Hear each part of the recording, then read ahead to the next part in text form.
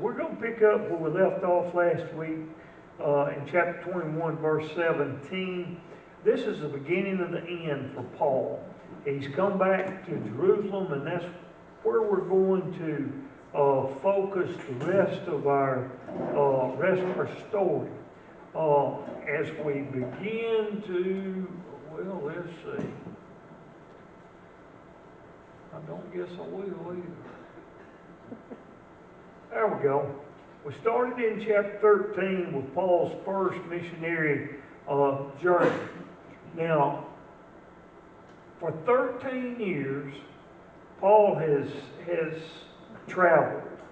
And in that 13 years, he made 3 journeys, just slightly under 8,000 miles. Paul founded, personally, 15 churches in Asia Minor and in Europe. Now then, during that time, we always think, and everyone talks about the 4 missionary journeys. Well, you're not going to find the 4th missionary journey spelled out in the Bible like we did the first 3. Because as we begin to look at it, that 4th journey is going to be alluded to throughout the letters that Paul writes, throughout those 13 epistles. Now, so when we finish Acts and we go into Paul's letters, we're going to do those chronologically in the order that he wrote them, and we'll end up in 2 Timothy to where Paul says, you know, I'm ready to be offered. The time of my departure is at hand. And those are going to be the last words that Paul is going to write. But we're going to pick it up from there. Now, in his first missionary journey, as we begin to look at it, remember he took Barnabas with him. Now, Barnabas had a cousin. He said, look, I think we need to take John Mark with us. And they do. So they started out in Antioch, went down to Cilicia, and there got on a boat, went to Cyprus. And we know that they had some problems along the way because Mark is going to leave them. He's going to go. Now, there's a lot of debate. You can pull up different commentaries as to why. I don't think anybody really knows the reason why. I like my opinion, and it's just as good as them other guys. And I think mine was God's way of spreading the gospel even more, because this is the same Mark that wrote the gospel Mark. Okay? So we can see that. We can see that the gospel is growing. Now that journey took them just a little over 2 years. And then on the second missionary journey, Paul carries with him Silas. And along the way,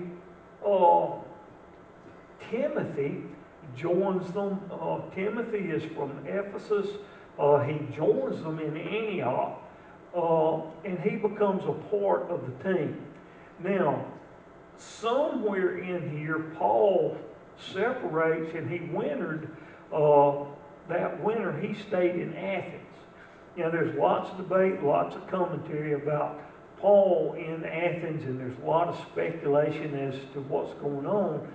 I personally think that Paul loved to be with the Athenians because they liked to debate, and they were open-minded, and they were receptive to what people said.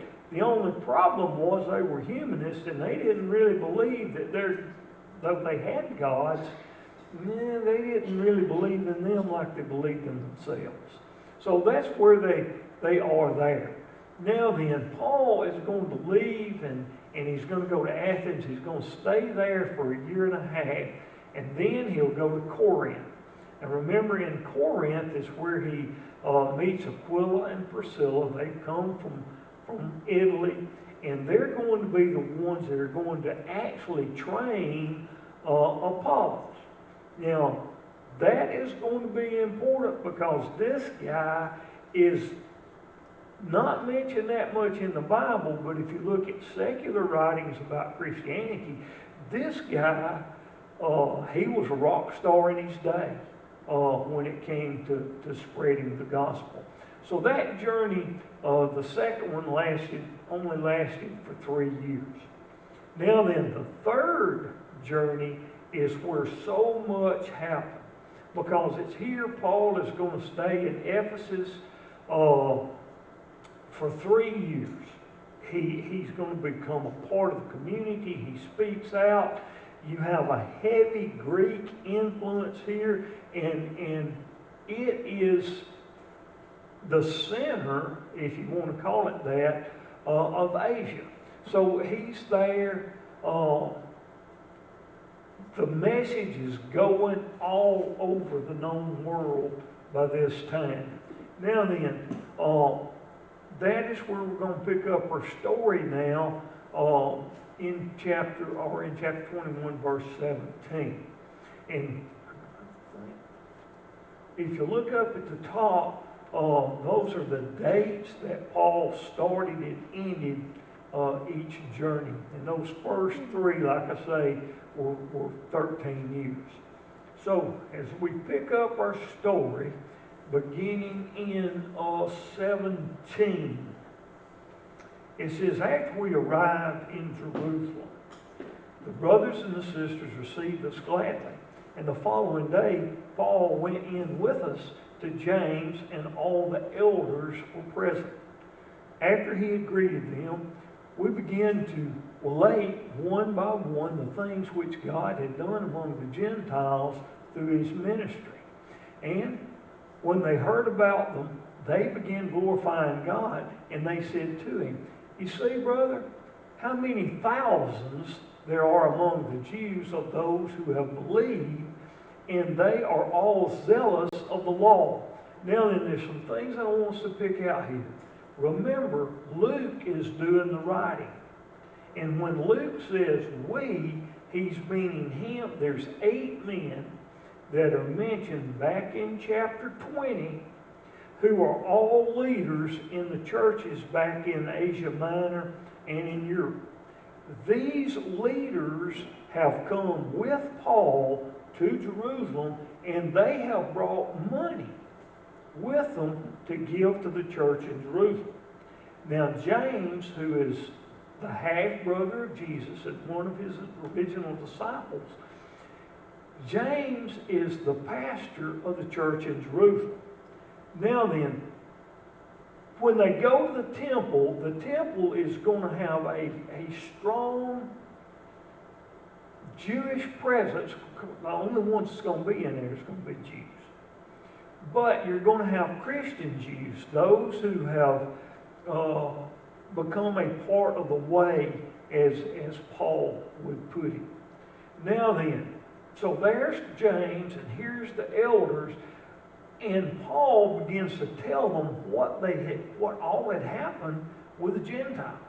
Folks, Christianity is spreading, and though Paul only founded 15 churches, there are somewhere in the neighborhood of about 45 to 50 churches that have been founded by these other people who were followers of Paul. So it's growing. Now then, when we look at these 8 men, Luke being one of them and another one being Timothy, they're there. But all these Jews want to tell them about how many thousands of Jews are believers. And it says they are zealous for the law. Now then, okay, zealous for the law, I went 1, 2, 4, didn't I? All right, that means that the Jews are enthusiastic about the law of Moses again. Now remember, they have been making their own rules. I mean, it's kind of like, well, we do the same thing here at our church. We do things other churches don't do. Other churches do things that we don't do. So it's a natural for churches who are in one mind and one accord to do things their way. Whether we're right or whether we're wrong doesn't matter. It's human nature. Well, these folks are ill at Paul. the original church. These are the Jews that are there. Now remember, let's go all the way back to chapter 13. It is the church at Jerusalem who had sent letters with Paul and Barnabas to these other churches, and then tell them, hey, look, you want to be a part of us, you got to abstain from meat that has been sacrificed to the gods or to God. You can't do that. And they had other things, sexual immorality, they laid the law down for them. But we're fixing to have a problem now, because now the Jews think that hey, we got old Moses, we still got him. Picking it up in verse 20. Any questions thus far? Verse 21. And they have been told about you. And looking at Paul, we know about you, Paul, that you're teaching all the Jews who are among the Gentiles to abandon Moses, telling them not to circumcise their children nor to walk according to the customs. So, what is to be done? They will certainly hear that you have come. Therefore, do as we tell you. We have 4 men who have a vow upon themselves. Take them along and purify yourself together with them, and pay their expenses, so that they may shave their heads, and then everyone will know that there is nothing to what they have been told about you, but that you yourself also conform, keeping the law. So, and get this.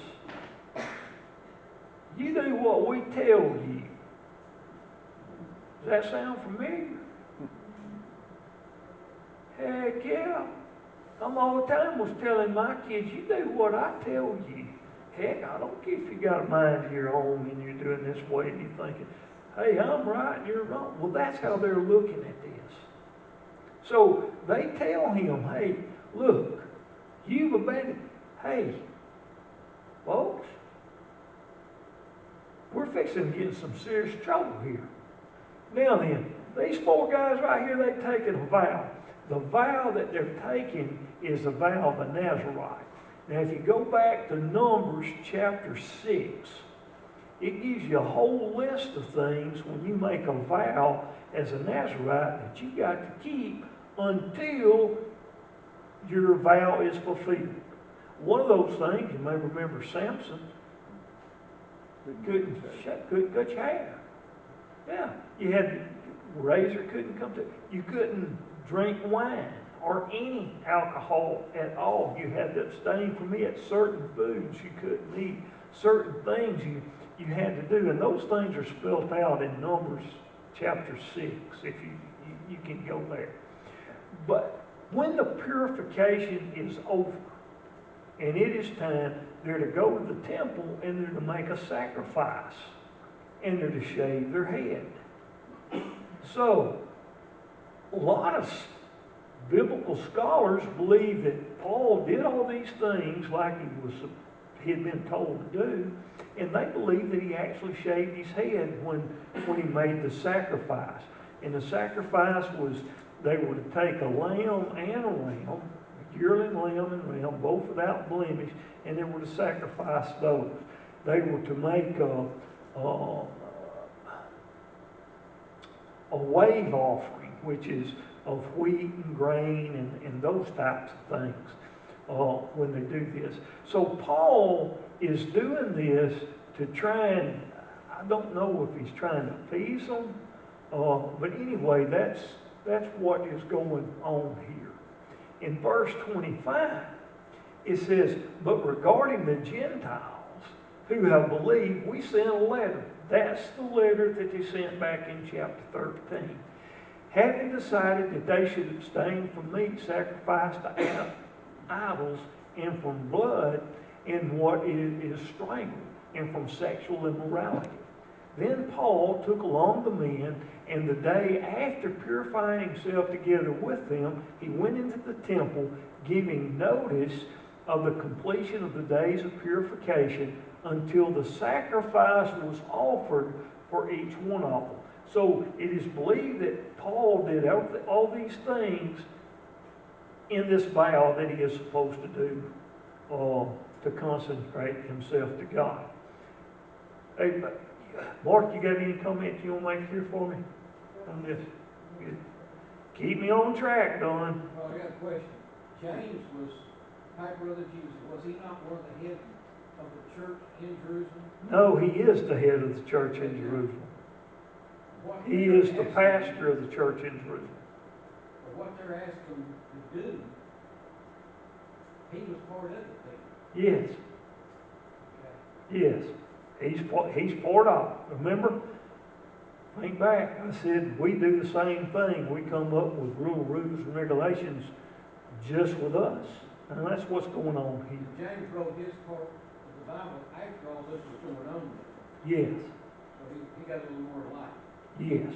Paul is, from this point on, until Paul leaves for Rome, a lot of things, a lot of changes is going to take place. A lot of letters are going to be written, and people are going to change their mindset simply because of letters that Paul is going to write from Mamertine prison. So that's where we're at. So here, there it is, Numbers. If you want to go back and read all that stuff, you can. So this is what's happening, going to happen. Folks, this is some serious stuff right here. When the 7 days were almost over, the Jews from Asia, upon seeing him in the temple, began to stir up all the crowd and laid hands on him, crying out, "Men of Israel, help!" Who is doing this? Those from the churches in Asia. Remember, Paul had to separate himself from some of those churches and go to the Gentiles. It was on this missionary journey that the Holy Spirit told Paul, hey, you're going to go to the Gentiles. And these folks, these back in the synagogues, they still angry with him. They had stoned him, they had beaten him, they had done all kinds of things to him. Well, now they have evidently followed him and the others of Jerusalem. He said, this is the man who instructs everyone, everywhere against our people and the law in this place. And besides, he has brought Greeks into the temple and has defiled this holy place. Uh-oh. Now we got a problem. Did you know that it was punishable by death to bring a Gentile into the temple? Now then, we say that, and we don't have a lot of secular writings about this, but, and I hope I get my date right, but in 1821, them crazy Muslims are excavating the Temple Mount. Remember? 600 something, they built the Dome of the Rock, and they've been in control of the Temple Mount ever since. Well, they're doing excavating, and they uncover a stone, and on that stone are some rules for the temple that was written thousands of years ago, and it says, hey, you bring a Jew, you bring a Gentile into the temple, it's punishable by death. So we've got artifacts to that. Well, they're saying that you brought Trophimus, who was a Greek. He did attend with Paul, but he didn't go into the temple. Yes. Most of the commentators I've read said he was with Paul, but he Didn't go into the temple. It's an assumption. And you know what happens when we assume. Well, these leaders are saying he did, but he didn't. He didn't. Okay? Now then, here is where the problem is. There is such a riot going on, okay, that Paul, they said that Paul had brought him into the temple. Then the whole city was provoked, And the people rushed together, and taking hold of Paul, they dragged him out of the temple, and immediately the doors were shut. Now then, they shut the doors because they didn't want blood to be shed inside the temple. They have the full intent of murdering or killing Paul right here. Now then, yes. Trophimus wasn't with him at this time, because it says in 2 Timothy 4:20, when he was talked to the elders in Miletus, outside of Ephesus, on his way to Jerusalem, Trophimus I left in Miletus sick. So at this time, the guy that was supposedly brought into the temple was in Miletus in Asia sick. Paul didn't bring him with him. Yes. So this was previously without the seen. Yes. Good, good. Keep me straight. Keep me straight. Trophimus never was brought into the temple in Jerusalem. No. No. Making up all kinds of stories. And he Yeah. wasn't even there this time. Well,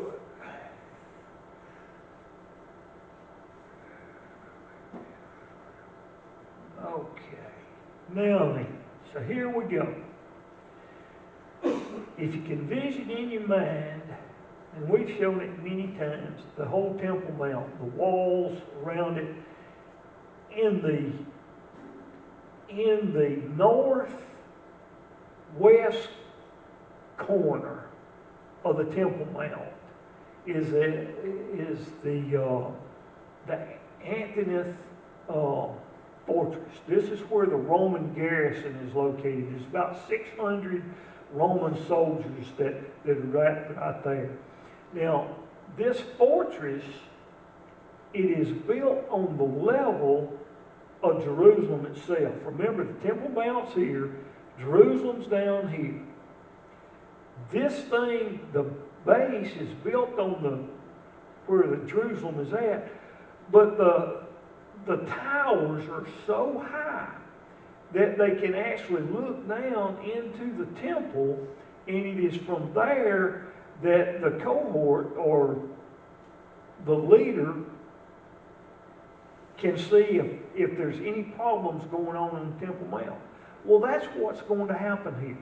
They're looking down and they see all these crazy Jews beating up this dude. And they, hey, they can't do that. That's against law. So, while they were intent on killing him, a report came up to the commander of the Roman cohort, and all Jerusalem was in confusion. He immediately took along some soldiers and centurions and ran to the crowd. And when they saw the commander and the soldiers, they stopped beating Paul. Just from what I read right there, at least how many soldiers were there? At least 100. How about 200? Centurion means 100, doesn't Yep, but we got more than one centurion. So remember, there's 600 men in this garrison. I don't know how many people went, but there was a lot of men because it took centurions. So they're there. They go. They stopped them from beating Paul. Then the commander came up and took hold of him and ordered that he be bound with 2 chains. Ooh, he must have been bad. And he began asking who he was and what he had done. But among the crowd, some were shouting one thing and some another. And when he could not find out the facts because of the uproar, he ordered that Paul be brought into the barracks. Now then, can you just see this? Folks, we got hundreds of people. They want to kill him. They are angry. They don't know exactly why they want to kill him, but them Jews from back in Asia, they want him dead. It's like inciting a lynch mob. Yes. Yes. It's like the NFL winning the Super Bowl. You go back home and you burn your city to the ground. I mean, that's what's going on here. So anyway, Paul goes to the stairs. It came about that he was carried by the soldiers because of the violence of the mob. For the multitude of the people kept following him, shouting, "Away with him." They wanted him dead. So they carried him. He's there. Now remember, Dennis, yes, this is the same attitude in this crowd that's called for Christ's crucifixion. yes, Same mentality in the same group of people. yes, And get part of them the same people. yes. You look at it this way. They hate Paul for no other reason. They just hate Paul. If Paul could grow 25 feet tall, they still wouldn't believe him. Challenge, Sunday school challenge, the next 2 days. Next 2 Sundays. I know May's tough. May's a tough time with decorations and stuff going on. But the kiddos, they were like, "Hey, Coach, we need some kind of challenge." And I'm like, "Okay." I said, "Next 2 Sundays, whichever Sunday school class has the most visitors." So Miss Aileen's already got a song teaching her kids. Instead of bringing in the sheep, she's going to be calling it dragging in the sheep. So just keep up with your visitors the next 2 Sundays and invite somebody to church. If you go to decorations, it's a great time. You see people that are unchurched or out in the community. It's a great time to invite those people to come to Sunday school. Love y'all's crowd this morning. Dennis, yeah, Well, they're a good looking bunch. yeah, yeah. You feel a year older? I feel 10 years old. He says he's not gonna count anymore. So yeah, so just invite somebody to church.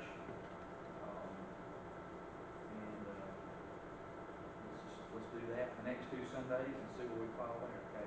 Appreciate everybody who volunteered yesterday to do the barbecue. I know that we couldn't be here because of the track, dodging the rain, huddling up underneath stuff, but we appreciate everybody.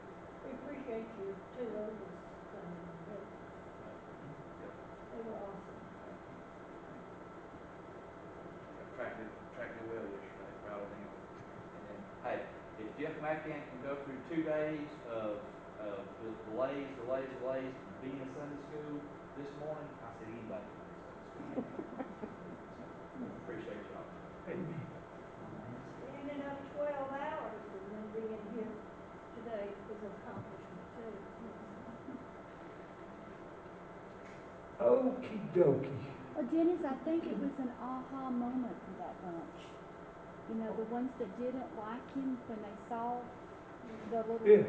Gentile, it was aha, we're gonna get you now. Well, all they had ever been taught was Moses and the law and the 10 Commandments and all that. And Paul and Jesus and everybody was saying that that's not necessary anymore. We've got a new way. And they just didn't accept it. And it's easier. Hello. Take it. It's easier. Well, I mean- you know, we're all old and set in our ways too. It's kind of difficult to change sometimes. They were taking the control of these people that were part of this group. They were taking their control away because these priests and all these people with authority, they had a lot of authority over their group. And they were the ones deciding all these rights, but hey, you take it away, it's actually money, it just comes down to they were taking their money. I'm just glad I didn't live back during that time because I might have been one of them too. Which time? We're living through times just like that right now. That's what I started saying, we're not part of that same group. Now think about it. They had the law, things was going great, and the further along they went, they began to incorporate what they wanted to do. And they had sinned so much that God had finally had enough, but it was just wickedness. And God had had enough. Hey, they lost their homeland. Folks, they don't come back again until 1948. That's God serious about people being stupid. Sexual immorality. Folks, it was bad. Now then, here comes Christ. And he's teaching salvation, and here comes Paul and the disciples, and they're teaching things. They're wanting to change. Now listen to me. Jesus said, I didn't come to abolish the law. I am the end of the law. Now, folks, whether you like it or not, you and I still need to be trying to live according to the law. Think about that. And I guarantee you there's a Baptist preacher somewhere saying, you crazy, you don't do it. Well, you argue with the Bible, and you argue with Jesus. I become a better person if I try to live the law. Am I going to be able to do it? No, I am not. The only way I can have salvation is not through the law, but it is through Jesus Christ. And that's what Paul and all these people are preaching now. So, things are bad. They don't want to change. They're having rights. Sound familiar? Mm-hmm. Yeah, it does, doesn't it? Well, anyway, when Paul gets up there and they want him to kill him, they want to do away with him, and as Paul was about to be brought into the barracks, he said to the commander, may I say something to you? And he said, do you know Greek? Then you're not the Egyptian who some time ago stirred up the revolt and led 4,000 men and the assassins out into the wilderness. But Paul said, I'm a Jew from Tarsus. Now then, this is what has happened here. 3 years prior to this, Josephus, first century historian, writes about Jewish history and what has happened. There was an Ethiopian who had came, and he was trying to stir up the Jews to overthrow the Romans. And he says, if you will meet me on the Mount of Olives, and we'll get organized, we're going to go and we're going to tear down the walls of Jerusalem, and we're going to defeat the Romans. Well, as luck would have it,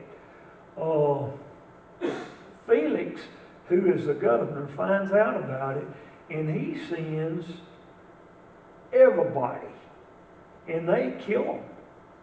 And then, but the assassin himself, or the one who has organized this, the Ethiopian, he escapes. They don't know what happened from him, so he's gone from history. But on that, and it was not, here it says 4,000 men. In actual history, it wasn't 400 men that they killed, and 200 were taken prisoner. So we have that in the secular writings from different historians. But anyway, that's who they thought he was. Paul says, hey, I'm a Jew from Tarsus, a citizen of no insignificant city. Hey, folks, this was the capital of Asia Minor. I mean, it had a population of 100,000 people. So it's not a little city. He said, I beg you, allow me to speak to the people. And when he had given permission, Paul, standing on the stairs, motioned to the people with his hands, and when there was a great silence, he spoke to them in his Hebrew dialect, saying, and that's where we pick up in 22 what he actually had to say next week.